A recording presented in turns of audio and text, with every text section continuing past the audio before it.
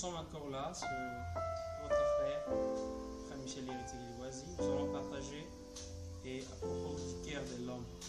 Les cœurs de l'homme, c'est ça les thèmes que nous allons partager ces jours. Sans plus temps tarder, nous allons nous incliner dans la prière. Étant Dieu de gloire, nous te rendons grâce pour ces instances.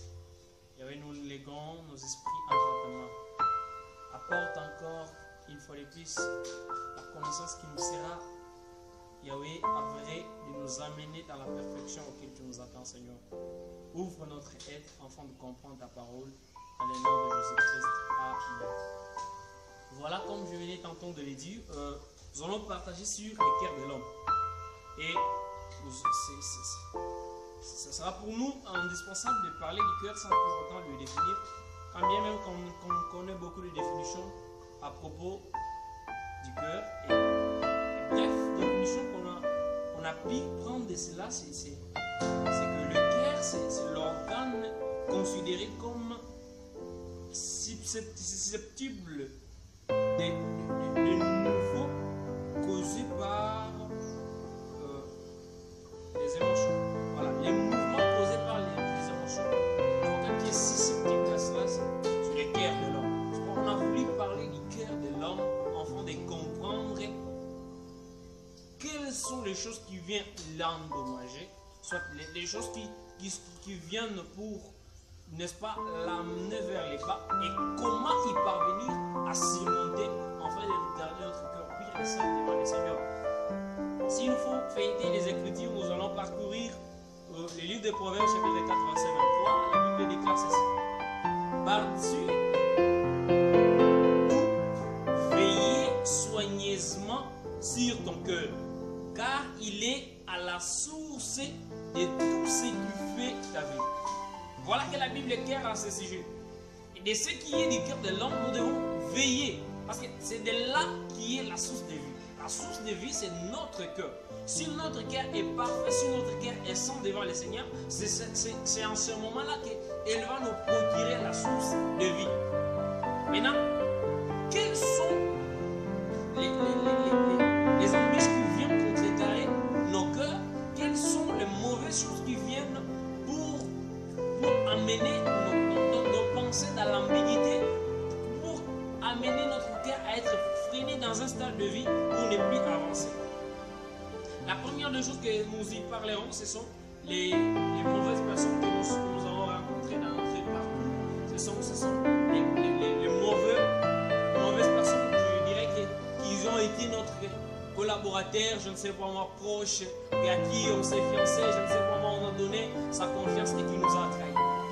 Oui, ce sont des gens, les mauvaises personnes près de nous, ce sont les gens, ce sont le premier cible du diable qui passent pour affliger notre cœur, pour attaquer notre vie. Parce que notre vie en dépend de notre cœur. C'est ce que la Bible nous dit ici dans Proverbes chapitre 24, verset 23. Nous devons mieux protéger notre cœur parce que c'est là la source de notre vie.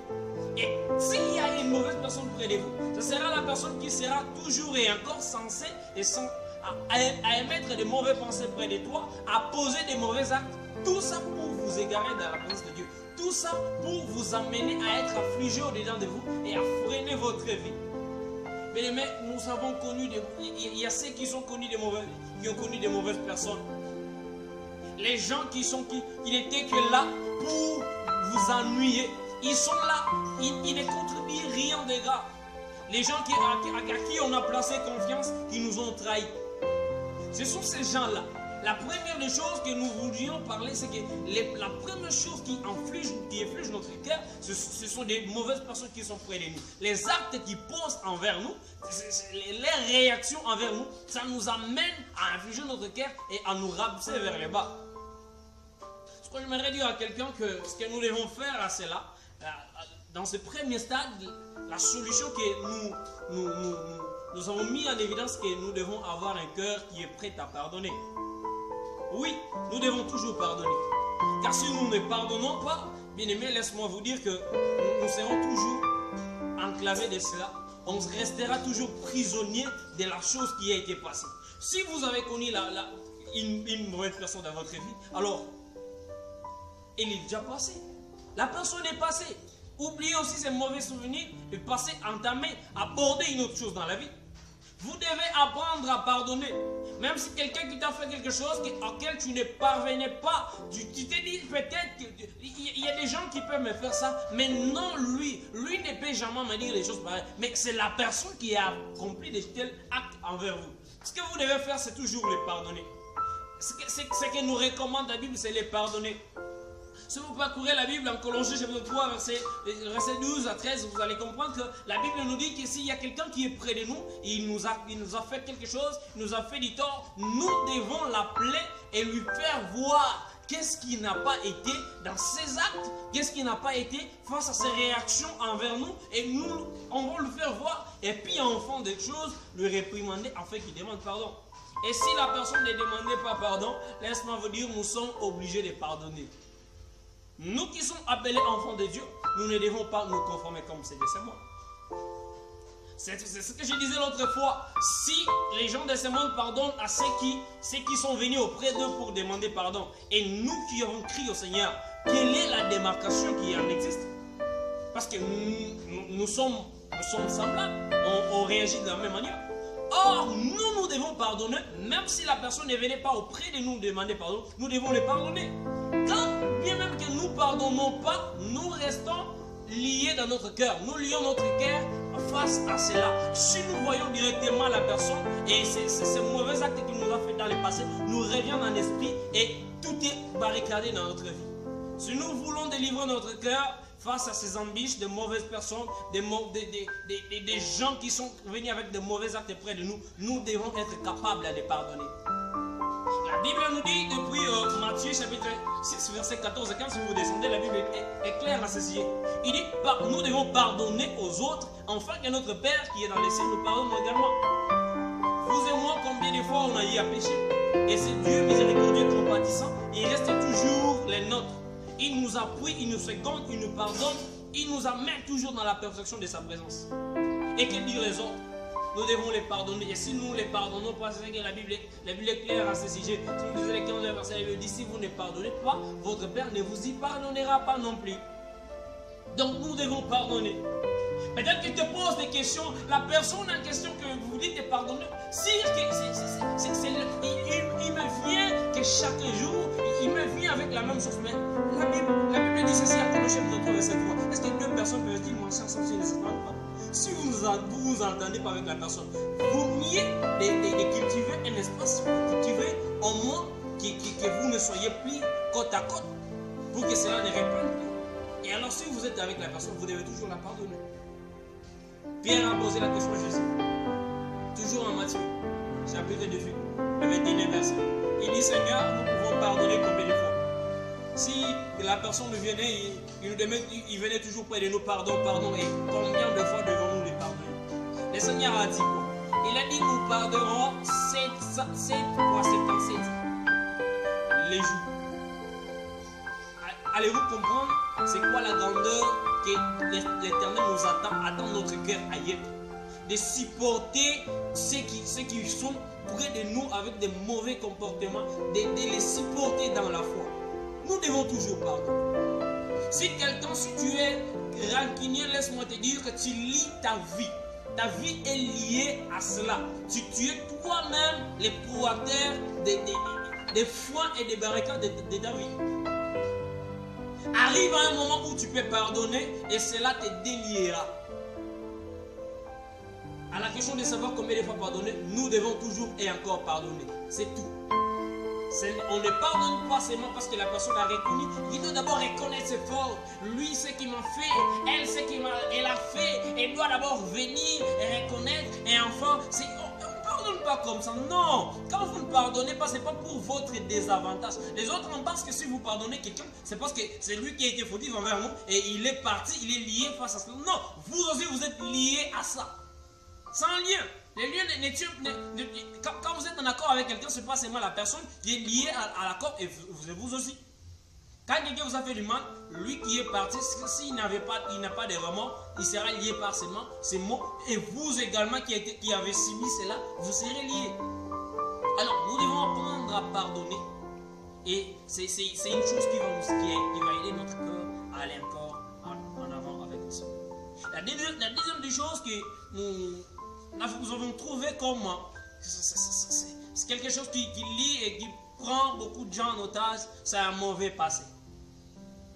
Il y a des gens qui se souviennent toujours de ce jour-là. Se souvient toujours de ce jour-là où il était quelque part, où il devait être embauché, et vous voyez, il a raté cette opportunité. Il y a des gens qui restent toujours liés à les mauvais passés. Vous voyez, mon père fut, ma mère était, moi j'étais dans un standing de vie que je ne devais pas être ce que je suis. Vous voyez, il y a toujours cette histoire-là qui reste dans nos têtes, auquel nous devons nous délier de cela. Frères et sœurs, nous devons nous délier du mauvais passé. Il y a des mauvais événements qui se sont passés dans notre vie auxquels nous ne parvenons pas à surmonter. Et si nous ne surmontons pas cela, nous restons liés à nous. On ne peut rien faire si on ne reste qu'en train de penser de ce qui a été mauvais passé. Pourquoi cela m'est arrivé, Seigneur? C'est seulement moi, mes frères et sœurs, arriver à comprendre quelqu'un qui est comme Job, qui a été saint et parfait devant l'Éternel, et il arrive dans un moment où tout est barricadé. Il arrive dans ses champs, il y a le feu qui a emporté ses enfants, le mur s'est écroulé sur eux, et sa femme les presse même d'insulter Dieu. Mais quelle a été sa réaction? Il a oublié ses passés et dit tout ce qui se fait c'est la volonté de Dieu. Vous n'êtes pas les premiers à avoir un mauvais passé. Peut-être que vous dites que ce n'est pas un passé, moi c'est devenu les continuants. Je ne pardonne plus de ça. Pourquoi je dois toujours vivre la pauvreté? Pourquoi je dois toujours vivre la galère? La misère c'est toujours mon nom, ce n'est pas toujours toi. Il y a eu avant toi des gens qui ont subi des insultes inconcevables. Si vous lisez la Bible depuis Luc chapitre 1 verset 5 et vous descendez, vous allez voir avec moi, il y a eu un sacrificateur qui a pu manquer d'enfants. Waouh! Quel mystique, un sacrificateur qui travaille dans les sacerdoces. Il s'appelle Zacharie. Zacharie qui veut dire Dieu a promis. Et sa femme qui sera Élisabeth, issue de la famille des souverains sacrificateurs également, comme son mari. Élisabeth qui veut dire quoi? Dieu se souvient.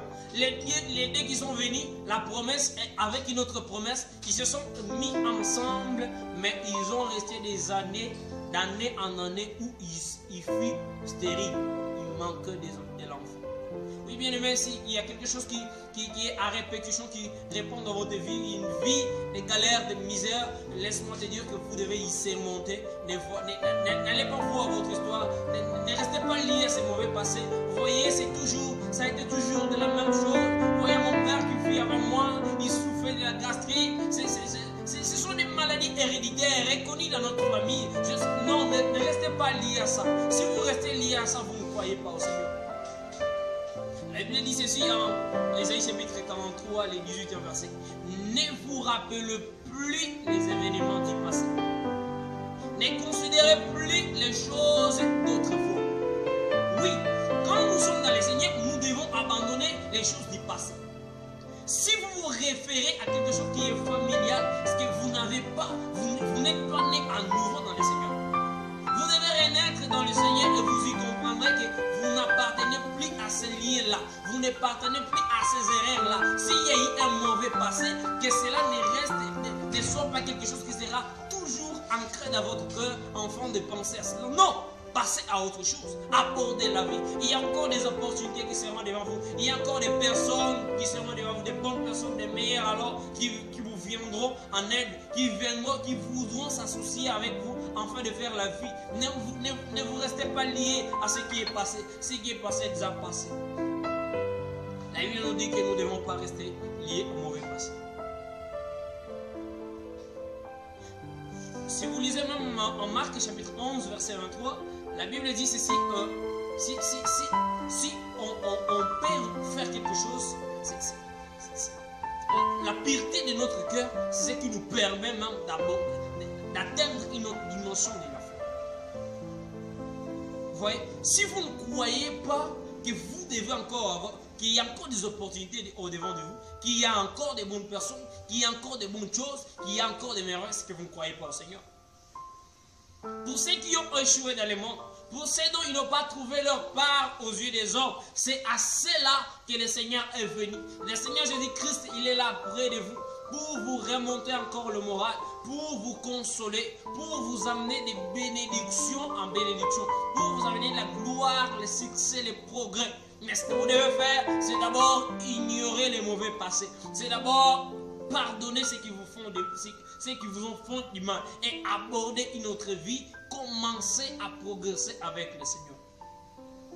Il y a encore de bonnes choses. C'est que si vous continuez les livres que je disais tantôt d'Ésaïe chapitre 43, les 19 versets A, ça dit ceci: je vais réaliser une chose nouvelle qui est prête à éclorer. Voilà, j'aime bien la version Semeur.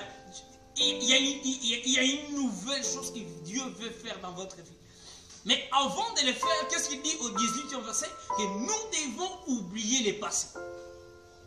Si vous voulez entrer dans une autre saison de gloire avec le Seigneur, si vous voulez que votre cœur vive désormais la paix, la joie, le succès, les progrès et autres qui sont merveilles, d'abord vous devez commencer à oublier les passés.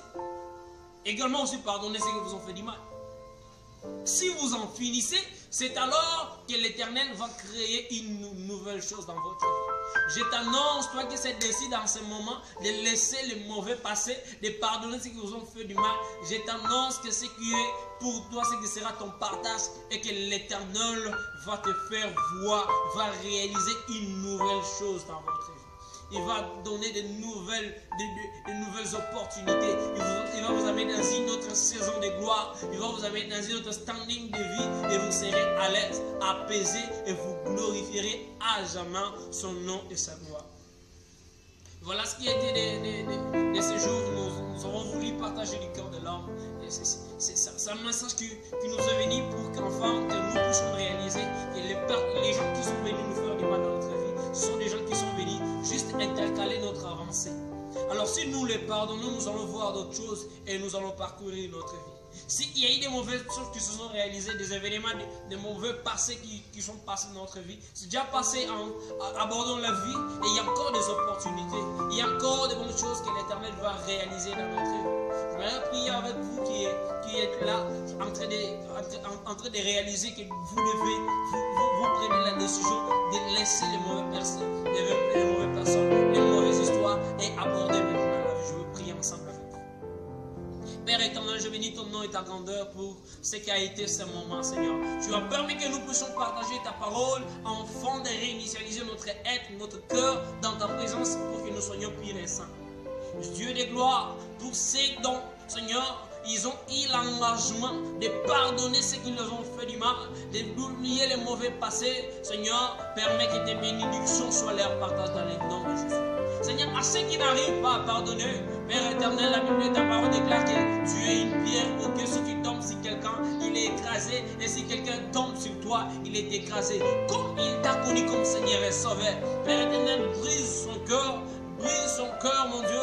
Permets qu'il puisse oublier ses passés. Permets qu'il puisse pardonner ces gens-là afin d'entrer dans une saison de gloire auquel tu l'attends, mon Dieu. Seigneur, accomplis tes merveilles et ta bénédiction, toi les saints des saints. Manifeste ta fidélité, Seigneur Jésus. Pour ceux qui ont cet engagement, le roi des gloires, bénis leur vie, bénis leur ministère. Mon Dieu, sois les dieux, sois les partages de leur famille. Manifeste ta gloire dans le nom de Jésus.